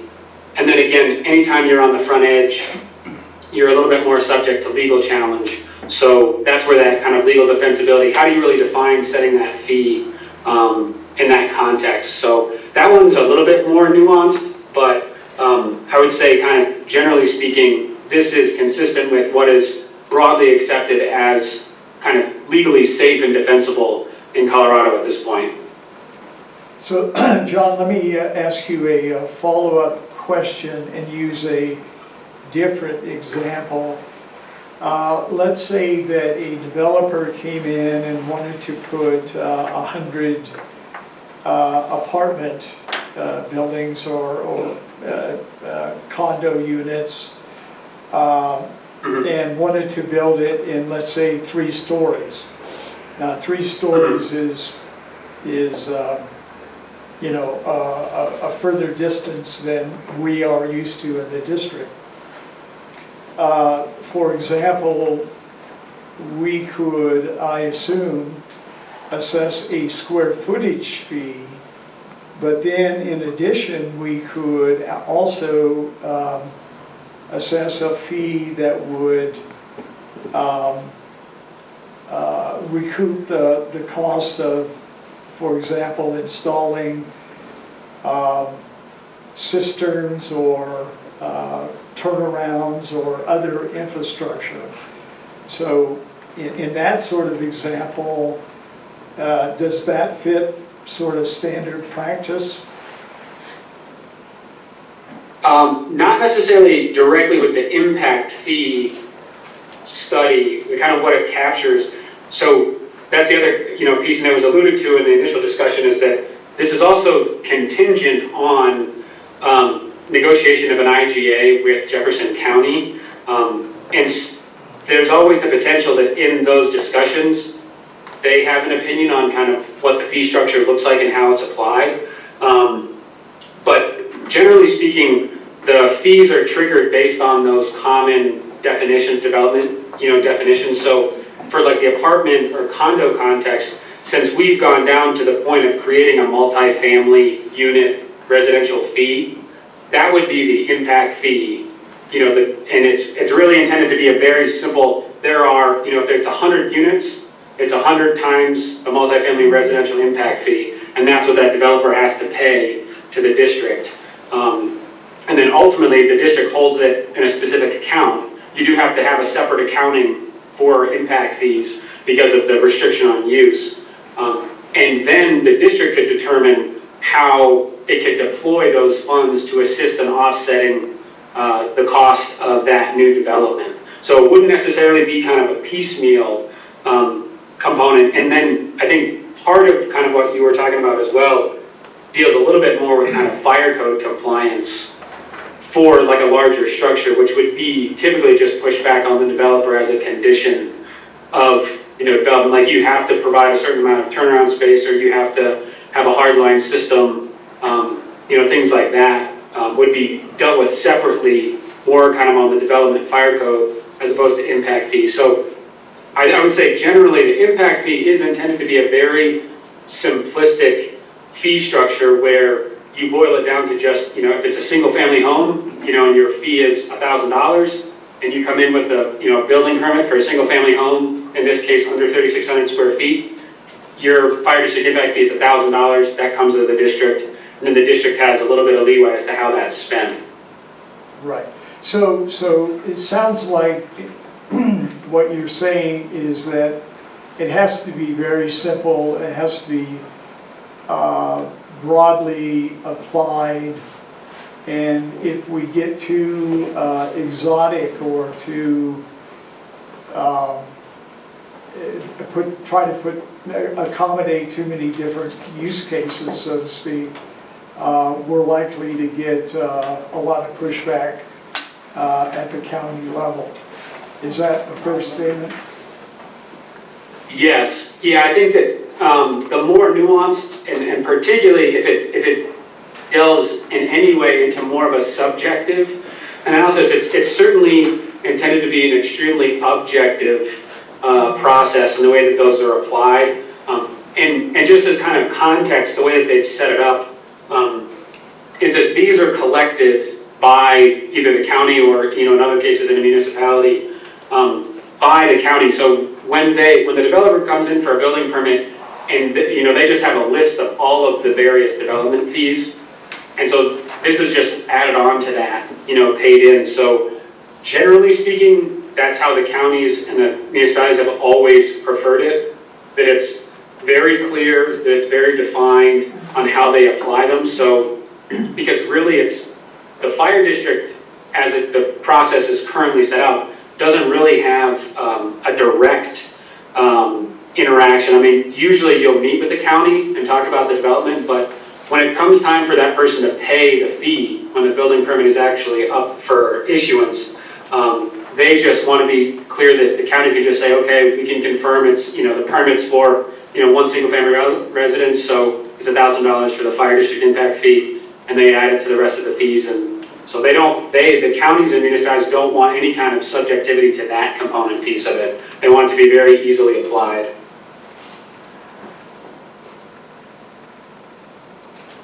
Any other questions for our council? Chief, anything else you want to follow up with on this discussion? No. Okay, perfect. John, is there anything that you would like to add as a final component related to the impact fees? Yes, I think maybe two components, kind of under the existing structure. Again, and I don't know, I wasn't able to touch base with Chief beforehand whether we got any initial indication from Jefferson County about how willing, they will be to entertain this. Unfortunately, we do have at least one county that I work with that basically flat out refuses to work with fire districts on this. So I mean, that's certainly, kind of in this interim phase, getting a sense of that would certainly be helpful to know kind of what, because like I said, sometimes they're very particular. The counties, I think somewhat less so than municipalities, but they can be sensitive as to timing, as to certain kinds of development. So just as kind of more of a forewarning, if we get to a point where we like the fee schedule and the board adopts it, it still has to kind of go through, the county process, and they can have substantive feedback on it. So that's still always a little bit of an unknown until we actually sit down and chat with them. The second part of that is the follow-up, and it's actually a legislative note, which is interesting because there is actually a bill pending in the General Assembly in Colorado for this session that would actually change that requirement for the impact fees to go through the county or municipality. So it's the same exact, they essentially took the existing language, moved it into Title 32 specific to fire districts, but then would remove the IGA requirement that you have to go to the county or the municipality. So just a note that depending, the session, regular session ends May 8th. So we should know fairly soon if that bill's actually going to be enacted, because that certainly could impact it. If that does pass, we potentially may be able to sidestep the county involvement. It might delay them going into effect, because typically the bills that are approved in the session are not effective until 90 days after. So, it might delay kind of the issuance or the collection of the fees, but it would certainly streamline the process if we don't have to go through the county. So just wanted to put that out as a heads up that might add a little bit of a wrinkle to the process or timing rolling this out, since that is pending right now in the legislature. All right, John, that's a lot of information. We sure appreciate that. Yeah, Certainly. Finally, anybody else have a question for Councilor Camille? All right. At this time. Right. Thank you again. That will take us to new business. Can I, Yes. I don't have a question for John, I have a question for Chief. What's the next step on this? I will be completely transparent. I'm all for this. Impact fees, water district charges tap fees, we evaluate and adjust those on an annual basis. It is just their fair share of participating in the infrastructure. So I completely support this. There's me personally, some changes I would make to the fee structure as far as size and delineation, just based off of what we build up here. Qualifying ADUs in there somewhere as well, because John can probably attest to this. Lots of metropolitan districts across the state are starting to have more and more conversation about ADUs and what those impacts are and how do you deal with those. And I'm sure that there are a litany of unregistered ADUs in Jeffco, but how do you? That is a hot button. Yeah, it is. That's a thing. It's a thing. And we did talk about that with consultants a little bit. Mhm. He wasn't super into putting it in here just because of that. They get complicated pretty quickly. But having them in there in some sort of framework, and that's where. And so what I'm hoping, what we can do tonight is, if once you guys decide, give me your comments, we'll bring it back, if you guys want to talk to the consultant, whatever, and then we can get a final draft, and then if you guys want to move forward at the next meeting, we'll have a resolution, you guys can vote on it, you guys decide, because ultimately it's up to the board of directors to adopt this, it's not, that's ultimately where it's at. Then once resolution, like I said, the legislation that Mr. Camille's speaking of is ironic. When that first came out, we were in the middle of this process and kind of snickered at that, because that is definitely might change our process. But I think we should keep moving on this process until that either passes or doesn't. So that's what I'm hoping, get some comments, get a final draft, and then you guys can discuss and at the next board meeting either adopt or not. So we can get comments or questions that you can feed back to the Yes, by all means. consultant. Yeah, by all means. And to Mr. Camille's point about the land use, the bike park, that was a lot of discussion with the consultant. And he did not think that was a great idea, just because he did ask why we were talking about that. And that goes back to the complexity and the various, being too specific in this. It wasn't, obviously they'll help us out with whatever we want, but he didn't think it would be the best way to go about it unless you could really define that it was defendable in there for the land use component. Yeah, I don't know that the land use component is relevant in this. It's too hard to quantify and structure. I would much rather see us look at a PILT You say a for the pill larger land use So I- situations like the bike park or, a services agreement. yeah. Those are, our three options are PILT, services agreement, or impact fees. Yeah. Chief, could you remind us how PILT works and the pluses and minuses of Well, PILT? PILT is payment in lieu of taxes. Right. It came out in the Forest Service, the feds started doing it a number of years ago. And so that has to do with federal land that is not taxed, obviously, there's no, so we don't have enough Forest Service land in here to really get PILT land. North Fork gets it, a number of places up north, Fort Collins, any place that borders on forest, and so there's actually a formula they use, and they give money to whoever provides first responder, emergency medical, and fire suppression services for that chunk of federal land. It goes to the county, then the county delivers it to the Fire Protection District. But we as a district cannot levy a PILT, can we? No, it did So it change. has to be from the state or federal or county? I mean, how does that work? So it has to be, the feds will actually do it on federal land, the state will do it on state land, and they give it to the county. So Jefferson County already has the moving parts for PILT set up for places that have that. Okay. This is an odd one. We spoke to Mr. Camille about it because this is state land trust land, which is, Not state land. it's not, it's state land-ish. Ish. So Right. it's not a great description of it, but I've learned that state land trust land, we've had fires on state land trust land. State land trust land is a very odd thing. Their jurisdiction is very weird.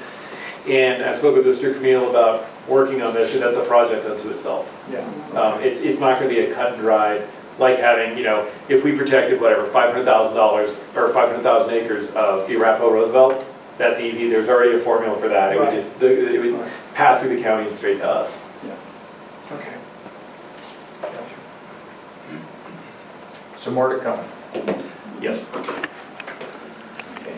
Thank you, Chief. Thank you, Mr. Camille. Thank you for the questions, directors. Anything else under old business? Okay, that'll lead us into... Director Pixley?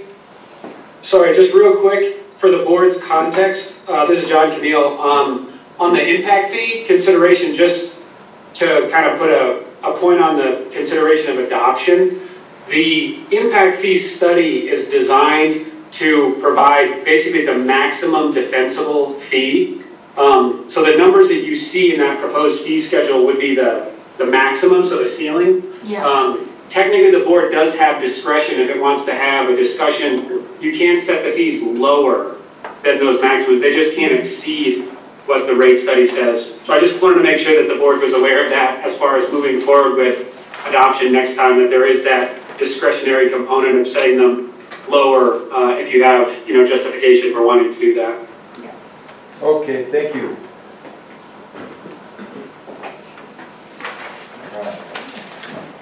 That will take us into new business. New business says I had adjusted the agenda.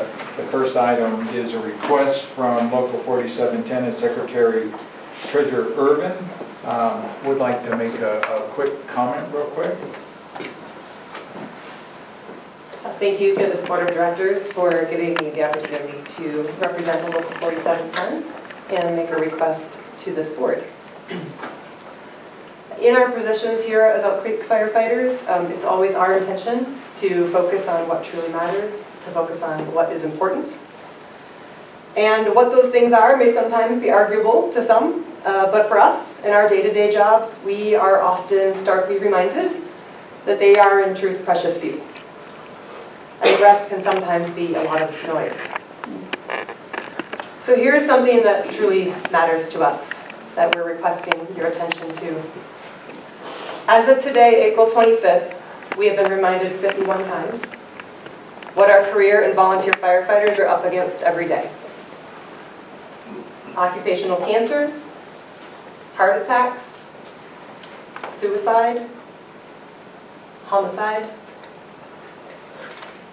These are some of the things that ultimately stand in the way of firefighters being able to thrive and do their jobs well, and therefore serve our ultimate goal of always caring for every person in our communities that may ever need our help.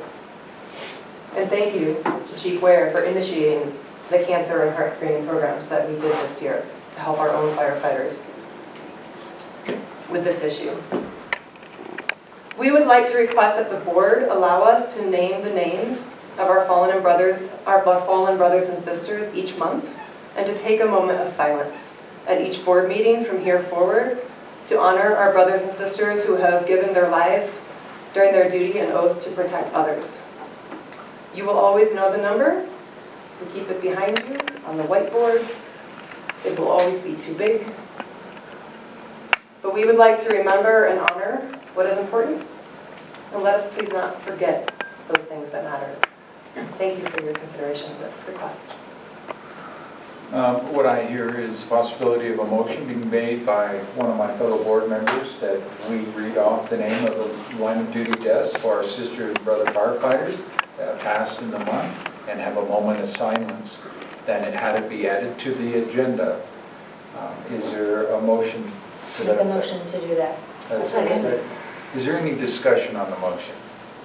I think we all understand, as a point of discussion, I think we all understand what our sisters and brothers of Elk Creek, both volunteer and professionals, do every day, and the risks that they put themselves through. And I think this is an important tribute to those that aren't able to go home to their families at the end of the shift. I think that this is the least we can do to show the respect for the efforts that our firefighters are doing. Any other discussion on the motion? Thank you. Thank you, Bethany. Thank you. Very much. Hearing none, I'll call the question. Aye. Aye. Aye. All right. That motion carries. Would you do us this favor? And I know that we're in April, and it's been a terrible year.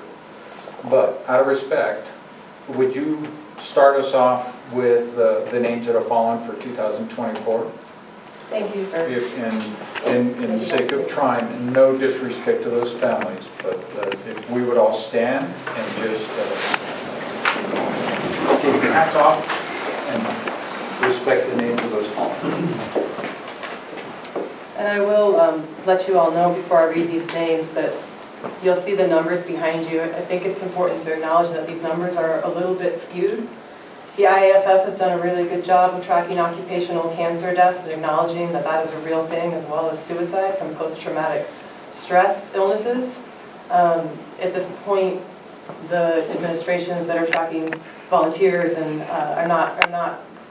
they don't have their arms around that quite in the same way, and not tracking those deaths. So it's quite likely that there are more occupational cancer deaths and suicides amongst our volunteer population than is reflected here.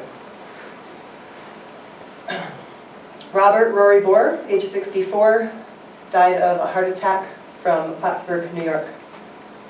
Ryan Pleasance, age 41, died of a heart attack from Walla Walla, Washington. Corey Ewell, 42, occupational cancer, Scottsdale, Arizona. Michael Wallace, 73 years old, occupational cancer, Lee's Summit, Missouri. A. James Sharon, 50 years old, occupational cancer, Luduc, Albuquerque. Canada. James Sharon, 50, occupational cancer. Philip Broderick, 50, occupational cancer, Des Moines, Iowa. Peter Chitty, 81 years old, occupational cancer, Toronto, Ontario. Robert Earl Brown Sr., 87 years old, heart attack, Glendale, South Carolina. Daniel DeWolf, unknown causes, Newark, New York. Harrison Mosby, 26 years old, occupational cancer, Tulsa, Oklahoma. Robert Bobby Douglas Lewis Jr., 40 years old, heart attack, Vonore, Tennessee. Marquise Hudson, 32 years old, fireground entrapment, Plainfield, New Jersey. Michael B. Wells, 51 years old, occupational cancer, Bakersfield, California.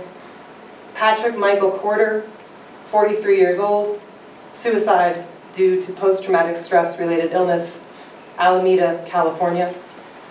Charles Westfall, 53 years old, COVID, Marion County, California.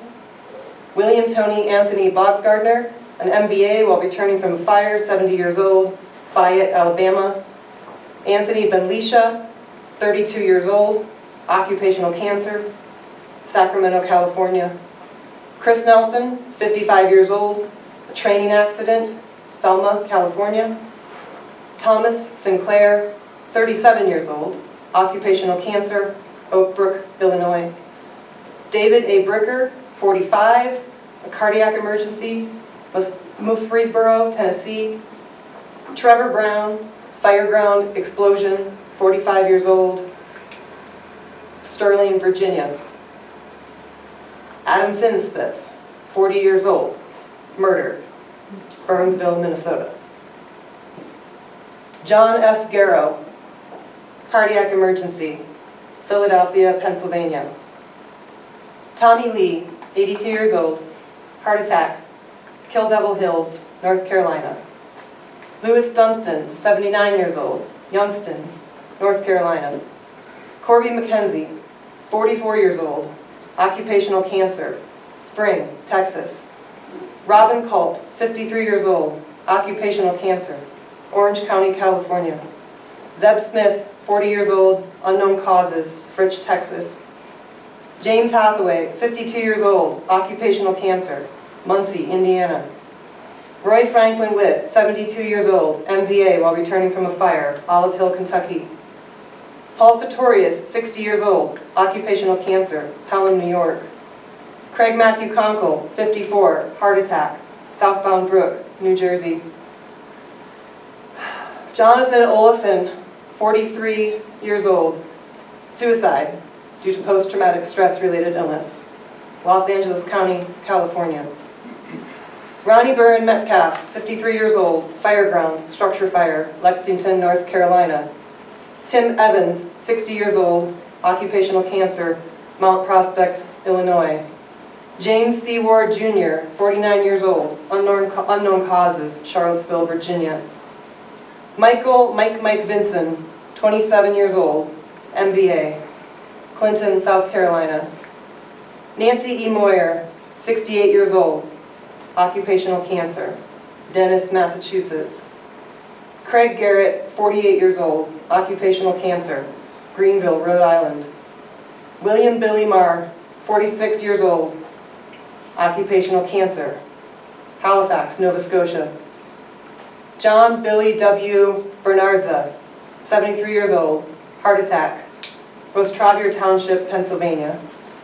Richard Gibbon, 48 years old, heart attack, Ekron, Kentucky. Henry H. Flores, 55 years old, cardiac emergency, Los Angeles County, California. Preston Robert Heimbinger, 40 years old, suicide, post-traumatic stress-related illness, Winnipeg, Manitoba. Rick Addix, 55 years old, occupational cancer, Marin, California. Heath J. O'Shea, 44 years old, ascending aortic aneurysm, Jacksonville, Florida. Phil O'Farrell, 72 years old, occupational cancer, Tacoma, Washington. Jeffrey Huggins, suicide from post-traumatic stress illness, Orlando, Florida. John Norris Razor, 59, an MI during a pack test, Miles City, Montana. Paul R. Gray, 61 years old, occupational cancer, Whitehorse, Yucatan. Courtney Paget, 45 years old, occupational cancer, Williamton, North Carolina. A moment of silence, please.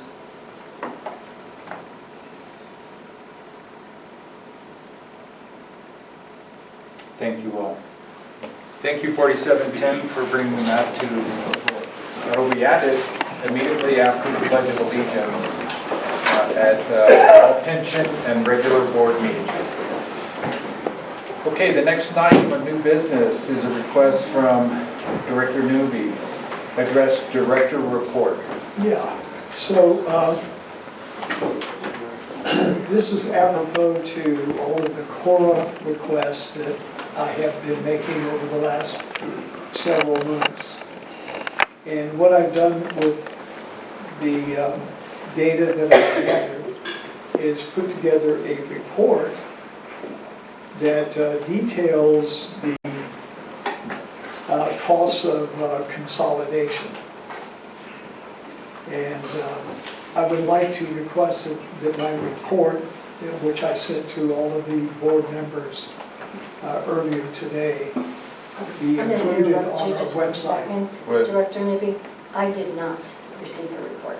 Did I've not read you it. receive a report? You did? I've Did not you read receive a it, so I report? am not I have not seen the prepared report. to I discuss So- it. I But saw a report come in, I saw Yeah. an email from you around 2 this Yeah. afternoon. That's right. yeah, if you send it after at 2, I have not had a chance to look at Yeah. it or read it. Would So, you have, would it be possible for us to table this so that we would have a chance to look at the report and then? Well, it's very simple. Well, then it wouldn't be hard for us to look at and bring back to the next month. Very simple. I would like to ask that this report be included on our website under transparency. Not in support Well, of that without having read it. Can I look at it first? Well, To make sure and look then at make it. sure. And not until, as treasurer, because I'm assuming it has numbers in it, if we're talking Well, about yeah. cost. I'm not comfortable with putting that on the website until I've read it and verified your conclusions. Well, And I haven't Why seen why it. don't we do this? Why don't we all read it and then put it on the website? Why don't we I all think you read will find it? it very Why don't we all interesting, read it? especially. discuss- Real quick. He was interrupting. I think you will find it very interesting. I'll just read some of the highlights here. And Well, that is that's that, real the quick, bottom Director line- Newby, Well, let me things that speak. you are presenting, I haven't had a chance to look at. And real, I'm just, presenting it- so if I may, I'm and presenting I'm sorry it to in real interrupt, time. but I have the floor, sir. you do have the I have the floor, floor. but This I is have my, concerns about how. sir, this is my agenda item. I have the right to speak. I have the undisputed right to speak. You cannot stop me No, from speaking, I'm and asking you are, to hear my side. you are of the talking first. over me, and I So- call a point of order. Let me speak, sir. Certainly. Let you me may- speak. You may Let me directly. speak. You may speak directly. Yes, I am speaking. So I call attention to table 1 here in the executive summary. And I don't. table 1 lists up There's a solution. the fact that we spent an estimated $70,000 in 2021 for the consolidation study that was done by AP Triton. In 2022 and 2023, the department spent $198,000 paid to Term Corps for the consolidation campaign. And then in 2023, the department spent, and these are all 3 departments now, $75,000 on the election. The grand total, All that of those numbers that are all divided by 3, 3? Is that what you just these said? are all verified numbers. You will find them in my report. Please read it. For a grand total, all 3 fire districts spent a grand total of $343,000 in 21, 22, and 23 on the consolidation question. So that is, you will find all of the details here. If there's anything wrong in the assumptions or the numbers that I presented in the report, we can correct them. But I want this placed on the website so that the citizens have access to this information. They paid for it. Thank you. Okay, I think that that's a realistic request, but I also think that the numbers should be verified, and especially by our treasurer. Thank you. So before we put it on, before we make a motion to put it on, I would like to have all of the directors have a chance, including myself, to look at it, just. That's fine. Okay, perfect, and that's all I wanted to say, so I appreciate that. Yeah. So we will table as I mentioned, this Yeah, maybe we discussion can bring it up until next time. May, and that will give us an opportunity to have a look at the information that was provided. And I appreciate that. Thank you for bringing it forward. And that was the last item under new business. We are going to go to public comment number 2.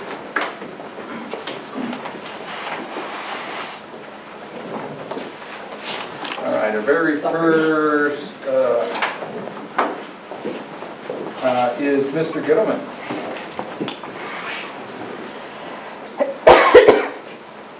Hello, I'm Steve Gittleman. I'm a resident of the district. I did provide my Yes, sir, you did. address there for you. I did prepare some comments, but I'm this close to throwing them out. And I was expecting a robust discussion about the comments. And I understand life gets in the way, and I think I heard you say it's a high priority item, so I appreciate that. I did send the board an email with many suggestions. I don't know if you saw it. I know Mr. Newby saw it. He acknowledged receipt of that. Thank you, Mr. Newby. And I wished I had a copy of it to tell you, but now I don't have the time to tell you that I don't have enough time to tell you my solutions, so proposed solutions. And it's interesting, my ideas complemented Amy's pretty well, and with a little bit of overlap, which makes me think that maybe many other citizens have ideas about that. So I would just simply ask you to provide some avenue for input and to recognize how important public comment is to citizens like me, that this is our only opportunity to provide input in a public forum. And if there's another avenue, I'd sure like to know what it is. Anyway, so I just wanted to let you know that I feel like it's very important, the comment period. And one of the issues is 3 minutes is not very much time, and now I probably only have a minute and a half. So I would like to remind everyone of, how much? 1 minute. 1 minute. All right, here's the abridged version of my comments. I'd like to remind everyone of the mission, which I saw on the website, to encourage and promote fire safety and fire prevention, to provide fire suppression and emergency medical services, and to make our mountain community a safer place to live, work, and play. And I just feel like it's important to keep the mission in mind at all times. Any extraneous information, I don't think this is the forum for it. I think it's a distraction. I've been attending board meetings now for about 6 months as a concerned citizen.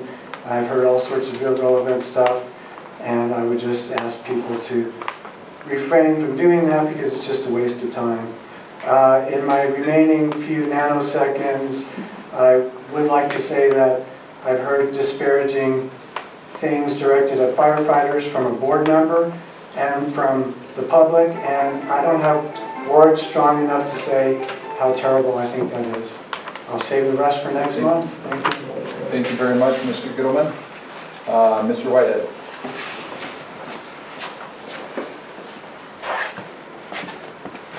Neil Whitehead, and I just have a very brief sort of announcement. There's one visitor in the audience today I'd like to mention, and it's George Mama, and he is going to be the Republican candidate on the November ballot for House District 25, and he came here to listen and to learn. That's it. Thank you very much. Thank you for your participation. Thanks to everybody who makes it to the meeting for their participation. That leads us, and... I'm sorry, what was your name, sir? George Mama. M-A? M-U-M-M-A, Joe Mama. You might remember me, I was the chief down in Morrison for a while. Police chief? The police chief, yes. Okay, I did. That explains. I know you kept staring, so I Thank you. Not saying I've had run-ins with the Morrison Police Department. I tried to end some of that, but... And next we have Carolyn, forgive me, I'm not sure if that's a C or an A. I don't want to slide. It's Labac, like back. Oh, all right. L-A-B-A-C. That's right. Thank you. And I'm following Amy's and the other gentleman's suggestion. This is our first time here. We've lived here for 14 years, and we've never been to a meeting before. And so the thing about the comment, I said, well, I don't know if I have a comment or not. What if I have a question? Oh, you have to put your name down. So just very briefly, what I was saying is, as a new participant here, I did not know how this forum worked. So if something was discussed and I had a question, are you able to raise a question if your name is not? Okay. No, we're not to engage. We're to take the information and then try to solve the problem and bring it back. Okay. So then at the next meeting, you can bring your question. I believe all of our emails so the board all has emails on the website, and we strongly encourage, like in the in-between, to either direct the questions, comments to Chief Lair or Barbara in the administration, or you're always welcome to email any or us as well. Maybe we are here because we got the email about the survey. My husband filled out the survey, and so we were aware of this, and I thought we need to be more involved. Great. When we first, I just tell the story, when we first moved there, we've been in the house for about 2 weeks, and we moved from Dallas because all of our 3 kids are here. And I was getting headaches, and so my husband was fine. I said, I smell something. Well, I'm fine. So I called 911. This was in 2010. And I had no idea what to expect. About 5 minutes later, come zooming up the highway is this person in a Jeep. And I thought, oh my gosh, this is the fire department? Is there one person in a Jeep? And she was amazing. And she said, told us, get out of the house, get out of the house. And so then a few minutes later, there was another, I don't remember the vehicle. I don't remember if it was an ambulance or, do you remember, Randy? No, I don't. So they came and they had on uniforms. I thought, oh, that's good. So, but they were, and then I learned this is volunteer. I was just amazed. I was so amazed. And so thank you for everything that you all do. That was very moving, what you just mentioned about all those factors. The fact that you do this as volunteer, and at that time you were 5 minutes away, whoever that young lady was. That was Miss Bigland. Elliot Bigland, she was the one who drove. Thank you. There she is. Oh, I'm sitting next to This is very embarrassing. She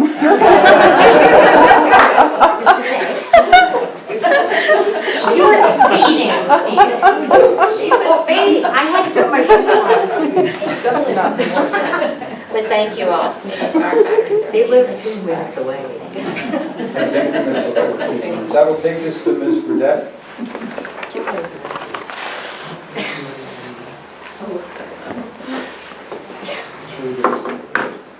Thank you again. I introduced myself earlier.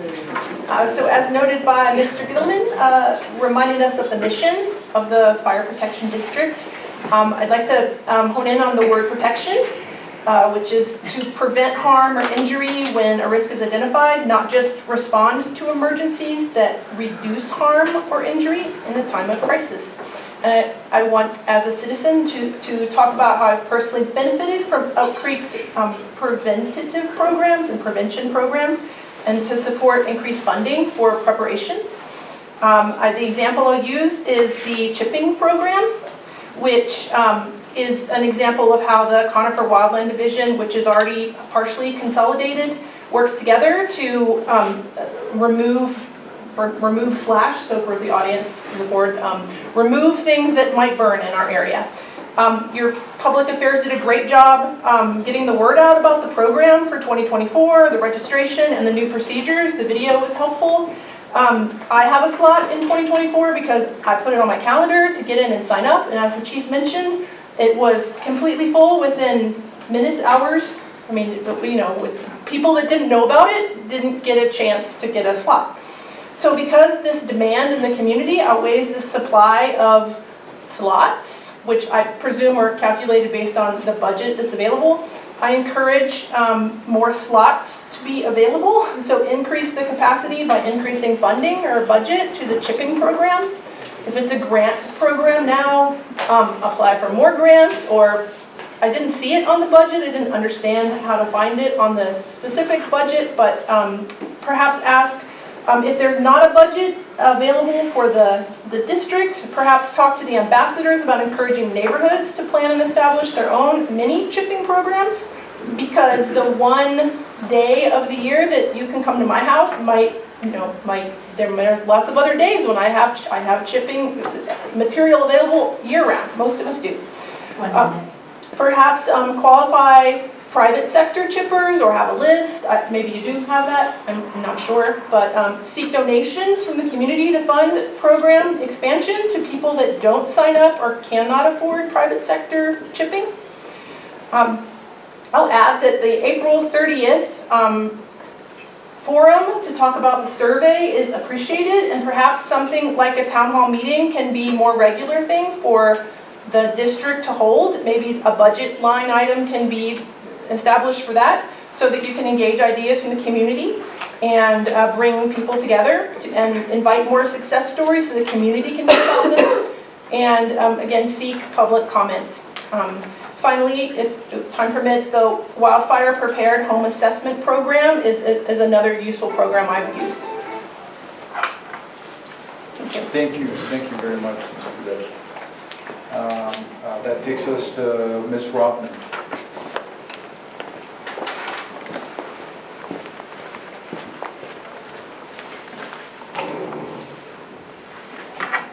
Good evening. I am Katie Rothman. Last month, I asked to leave my house number out due to safety reasons, but due to transparency, it is on the sheet, if you so do.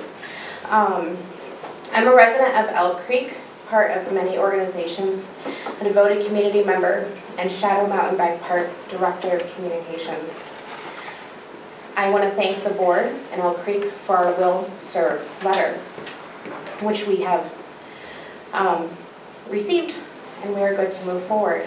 I want to address a remark that Shadow Mountain Bike Park changed a remark that says the Shadow Mountain Bike Park changed our visitor number recently, and that is simply not true. To be transparent and to work with the community and county more closely, we used a number, a multiplication of our 300, but now it's 264, reservation system only parking lot. That number would show purely at height attendance if everybody in that lot changed every 2 hours. That is not expected. The bike park is a curated experience, and there is no expectation that the spots would turn over to a new rider every couple hours. But more likely, a rider will keep the reservation, stay most, if not all, of the day among the beautiful mitigated trees and nature that is meant for all of us on land trust parcel. Also, as I'm sure you caught, there are many other inflated and inaccurate numbers that were stated tonight. And just like last month, I encourage everyone to use trusted sources that can be cited, to act and speak in good faith, and also to listen to a variety of voices that make up our community. Thank you very much for your time. Thank you very much, Ms. Rothman. And then that will lead us to Mr. Olson. Oh, okay.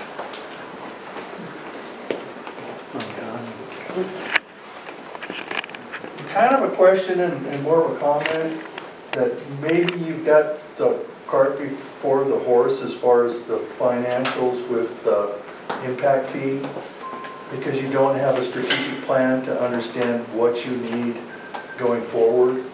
And we see your report that kind of goes for the year, but we don't see what the out years are. So how do we know that the money that you're going to, impact fee you're going to collect is going to do the job you want it to do, without having the strategic plan to say, this is where we're going? That's mine. Thank you, sir.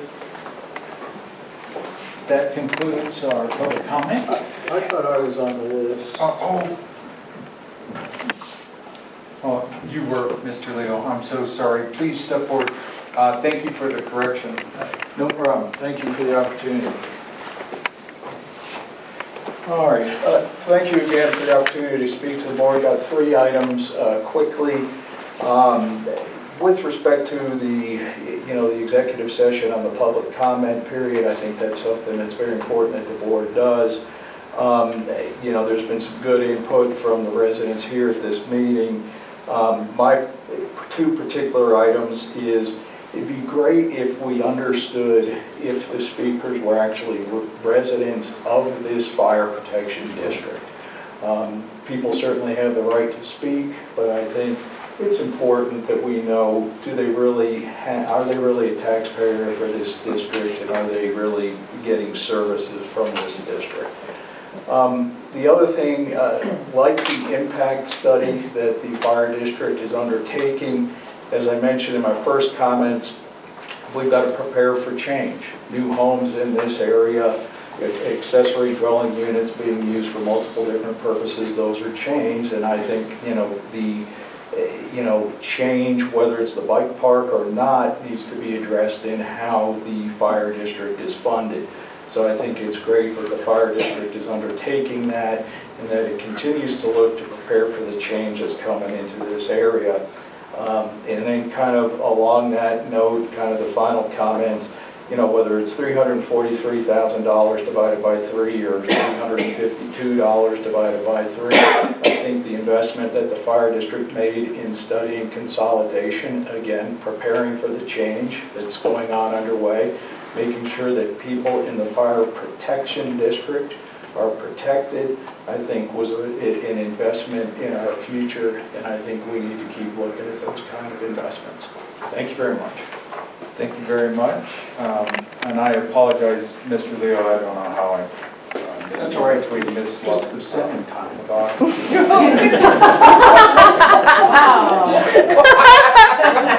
Tough audience. Okay.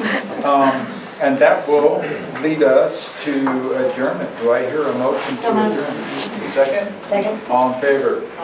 Thank you all very much. This meeting is adjourned at 8:03.